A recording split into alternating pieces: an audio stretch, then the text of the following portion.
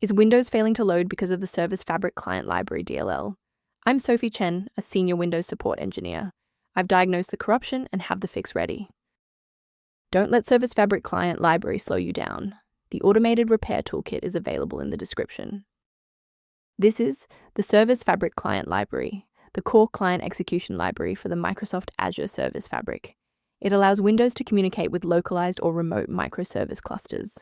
While primarily for servers, it is found in Pro and Enterprise builds. If missing, administrative tools for Azure integration will fail to launch with a module load failure. Let's get to work. We'll start with the most common fix for this specific error. This issue involves a protected Windows DLL that requires official restoration. Start an elevated command prompt session and run sfc/scan now so that Windows can automatically validate and replace files like Service Fabric Client Library. If the application still won't initialize, we need to shift our focus to how the Windows loader is interacting with the library. A quick reboot can determine if the error is transient. While it won't fix a deleted file, it can re-establish the connection between your software and the Service Fabric Client Library file if the path was temporarily busy. Make sure to save your spot by bookmarking this video or hit the like button before you restart so you don't have to search for it again. Still seeing the error? Let's move to the next actionable step in our guide. You can pause the video here if you're still waiting for your desktop to load. Since a standard reboot didn't restore the system manifests, we need to perform a deep repair of the Windows image. First, open command prompt as admin.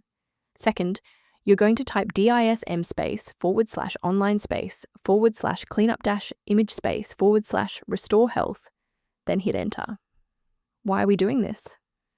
Well, this forces Windows to download a fresh master copy of the system manifests from Microsoft servers to replace corrupted source files that SFC can't fix on its own. To prevent any secondary issues, I recommend a cautious approach to downloading individual system files. Replacing Service Fabric Client Library without a proper engineering protocol can lead to DLL hell, where multiple versions of the file conflict and paralyze your OS. Protect your workstation's long-term stability by utilizing a professional-grade diagnostic for routine environment checks.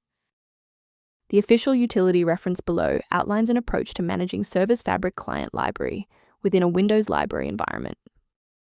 If this diagnostic guide saved you time launching Service Fabric Client Library today, please show your support by liking the video and subscribing for more expert-level troubleshooting.